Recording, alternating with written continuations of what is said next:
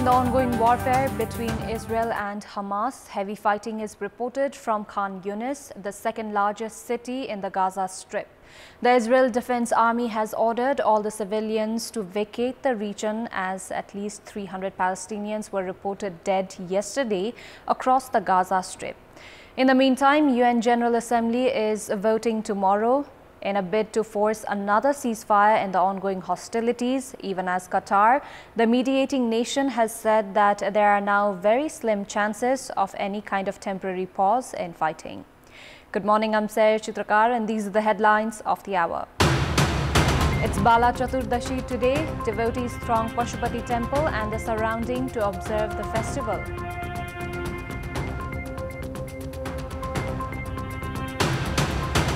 Use of land and air route to smuggle gold in Nepal. A probe commission suspects the involvement of underworld.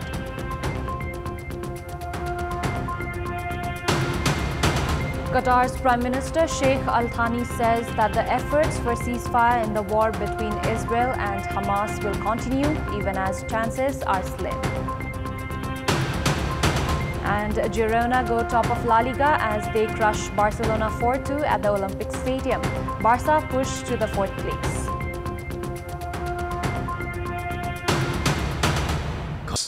It's Bala Chaturdashi today as devotees have thronged the Pashupati Nath temple and surrounding areas since wee hours this morning to observe the age-old festival. The festival of Bala Chaturdashi is considered significant for the salvation of journey of the deceased members of the family. On this day, devotees spread sadbhij, which is a mixture of 7 types of grains in the surrounding forest of Pashupati area, including Kailash Dara and Sleshmantak forest. There is also a customary practice of staying awake a night before the Bala Chaturdashi as devotees light lamp and chant prayers. It is believed that the sadbhij, or the grains scattered in this world, will take the form of plants in the world of the ancestors and the deceased. There is also an interesting legend involving the idol of Ganesh located near the Pashupati Vishwarupa temple. The Ganesh here is considered deaf as devotees try to make the idol hear by shouting and screaming.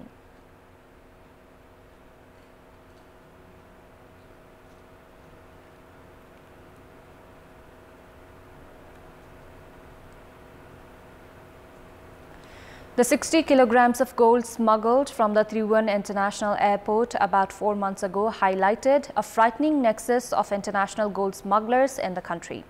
The incident led to the formation of a high-profile commission. However, the smuggling of gold has continued unabated. Even alarming is the scenario where smugglers are using both land and air route.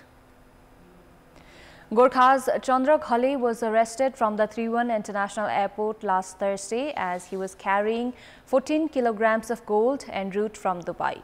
Ghale was arrested on a tip-off as he planned to hide the gold at the TIA restroom. Around Saturday midnight, an Egyptian national was arrested with 6.5 kilograms of gold as he was using the same Dubai to Kathmandu route. He was arrested by police officials and not the TIA customs officials. The high-level probe had earlier pointed out that a Chinese group had influenced the customs officials at TIA to carry out gold smuggling. The use of a Nepali and Egyptian nationals among us almost at the same time has given way to a number of unanswered questions, as 2 kilograms of gold was also confiscated last Thursday from Nagdhunga, the entry point to Kathmandu. Earlier, it was also revealed that Chinese nationals had even acquired Nepali citizenship as they were smuggling gold using the Hong Kong-Kathmandu route. A CIB team even reached Hong Kong to investigate the case. Rahul Mahara, the son of former Speaker Krishna Bahadur Mahara, is in police custody on charges of assisting the Chinese smugglers group. The gold smugglers, meanwhile, have been using the land route of Sindhupalchok's Tatopani, Raswa's Kerung, Dolakha and even Gorkha to transfer gold. The government had sent a scanning machine at Raswa Transit 4 years ago. However, the machine has not been brought into use as of now. Police investigations have speculated the hands of powerful underworld group behind the gold smuggling racket.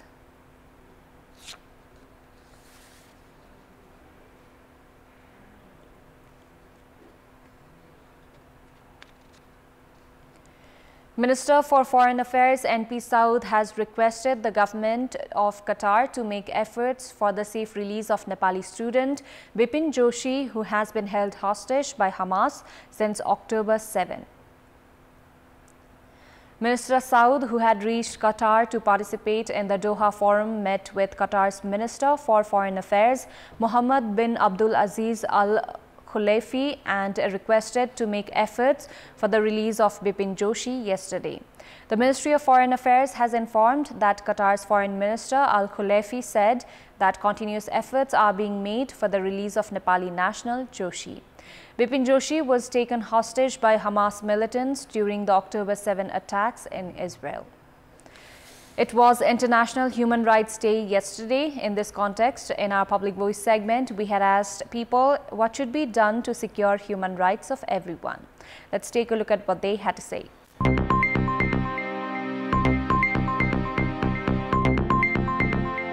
सरकारले न्याय रोजगार र सुरक्षा दिनुपर्छ सुशासनको प्रत्याभूति र यो दण्डहीनताको अन्त्य भयो भने सबैको मानवाधिकारको चाहिँ रक्षा हुन्छ शिक्षा स्वास्थ्य रोजगारीका कुराहरुमा चाहिँ बढी भन्दा बढी स्थानीय सरकारले चाहिँ ध्यान दिने हो भने उहाँहरुको चाहिँ मानवाधिकारको सुरक्षित हुन्छ सरकारले मानवाधिकारको मुद्दालाई प्राथमिकतामा राखेर नागरिकको रक्षा गर्नुपर्दछ अन्तर्राष्ट्रिय कानुनहरुलाई चाहिँ कार्यान्वयन गर्नु पर्यो राज्यले सुनिश्चित गर्नुपर्छ कानुनहरु बनाउनु पर्यो र त्यसको कार्यान्वयन गर्नु पर्यो हामी कुनै कार्य गरिरहेछौं र त्यसले गर्दा अरु मानवहरुमा चाहिँ क्षति नहोस् अरु मानवहरुको अधिकार हन नहोस् त्यस्ता चाहिँ कार्यहरु गर्नुपर्दछ कानुन सम्बद्ध अधिकारहरुलाई तपाईको प्रदान गर्न सक्यो भने त्यो एक लेभलको मानवाधिकारको संरक्षण हुन्छ जनचेतना लागू गर्नु पर्यो ठोस नीति निर्माण गर्नु पर्यो र कार्यान्वयनमा आउनु पर्यो संस्थाहरु खुलेको छन् उहाँहरुले पनि अलि आफ्नो मतलब आफ्नो कर्तव्य राम्रोसँग पूरा गरिदिनु पर्ने हुन्छ जनतालाई चाहिँ राम्रोसँग चाहिँ त्यसको कार्यान्वयन पनि गर्नु पर्यो अनि हक हित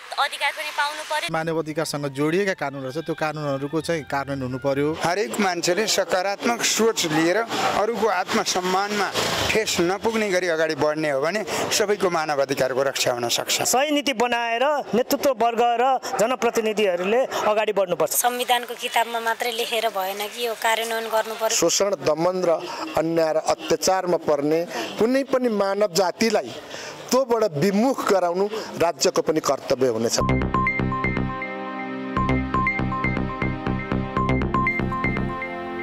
A youth has been shot in Biratnagar last night.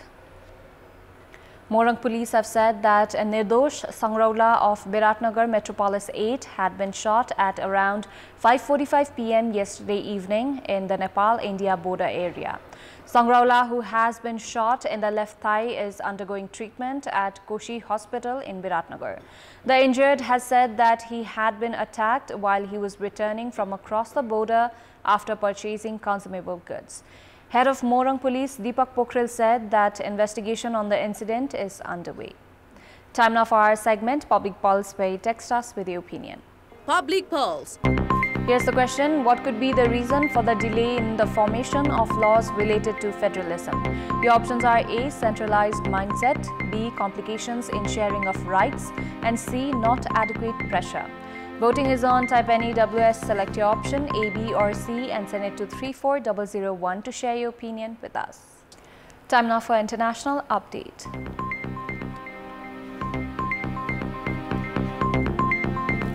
Qatar's Prime Minister Sheikh Mohammed bin Abdul Rahman Al Thani has said that an entire generation in the West Asia is at risk of becoming radicalized because of war in Gaza. Al Thani told the gathering that Doha will continue to pressure Israel and Hamas for a truce despite narrowing chances. Qatar, where several political leaders of Hamas are based, has been leading negotiations between the group and Israel. Sheikh Mohammed said hostages were released from Gaza because of negotiations and not because of Israel's military actions. Speaking during the opening ceremony of the Doha Forum in Qatar, UN Secretary General Antonio Guterres also said that the humanitarian situation across the Strip is becoming more dire. UN chief said yesterday that he will not give up his pursuit of a ceasefire in Gaza. The head of UN Relief Welfare Agency, Philip Lazzarini, the UN Aid Agency for Palestinians, said the dehumanization of Palestinians has allowed the international community to tolerate Israel's continued attack on Gaza. The United States and Israel oppose a ceasefire because they believe it would only benefit Hamas. Washington instead supports pauses in fighting to protect civilians and allow the release of hostages taken by Hamas in a deadly October 7 attack on Israel. Bombardment of Gaza were met by a resounding silence from the Council. After more than 1 month, today, after a short period of unipolarity, and I reiterated my appeal for a humanitarian ceasefire to be declared. Shukran, Minister Secretary General Guterres, for being here and for sounding. The UN General Assembly will hold a special session at 3 p.m. New York time Tuesday, the President of the UN General Assembly has said.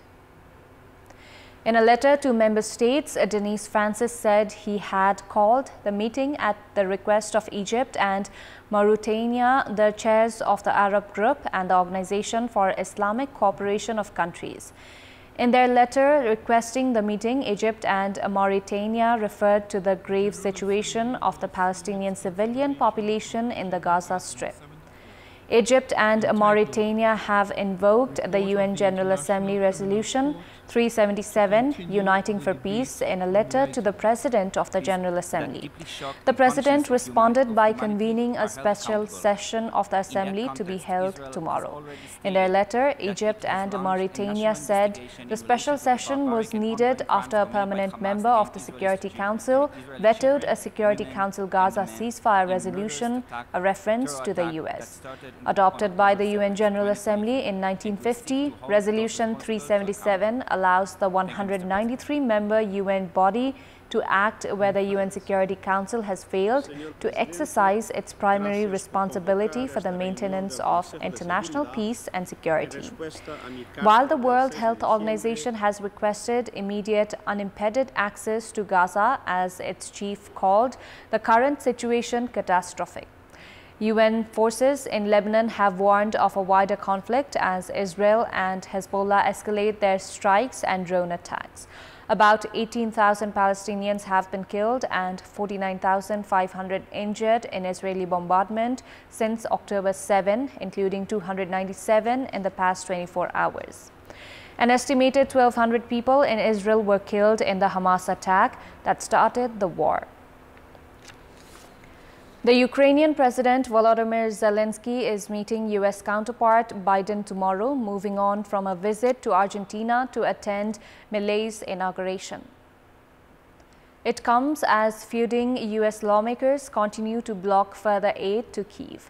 President Zelensky is due in the White House tomorrow, where President Joe Biden invited him to discuss Ukraine's urgent needs in its war against Russia. The Ukrainian president has also been invited to address U.S. senators tomorrow.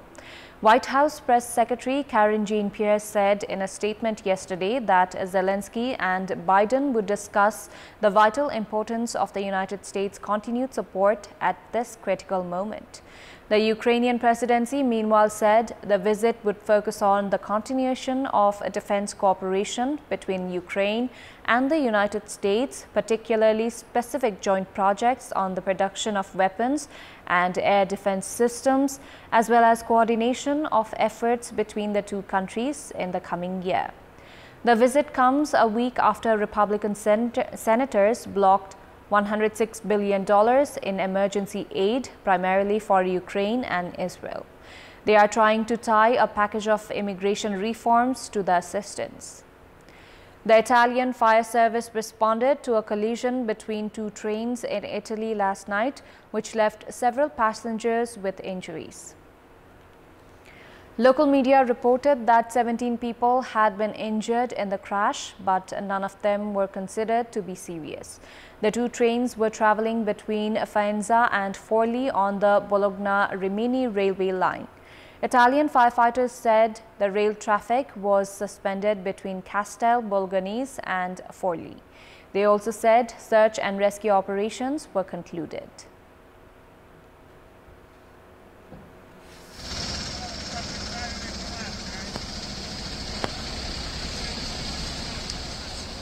Before wrapping up, here's a look at the top stories once again. It's Bala Chaturdashi today. Devotees throng Pashupati temple and the surrounding to observe the festival in the memory of the deceased. Use of land and air route to smuggle gold in Nepal. A probe commission suspects the involvement of underworld. Qatar's Prime Minister Sheikh Al Thani says that the efforts for ceasefire in the war between Israel and Hamas will continue even as chances are slim. And Girona go top of La Liga as they crush Barcelona 4-2 at the Olympic Stadium. Barca pushed to the 4th place.